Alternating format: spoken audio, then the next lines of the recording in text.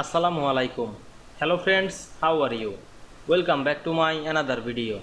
In this video, how to remove document grid in InDesign. Let's get started. At first, you have to open your InDesign software. Now you want to remove the document grid.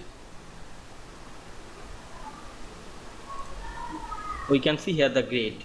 Now you want to remove this, go to the window menu and open the properties of this document. Now I am open this properties and we can see here the document grid option is enable. Now you want to remove this, click this and we can see we remove the document grid very easily. You can enable this or disable this very easily. I hope you enjoyed my video. Please like, comment, share and subscribe my channel. Thanks for watching.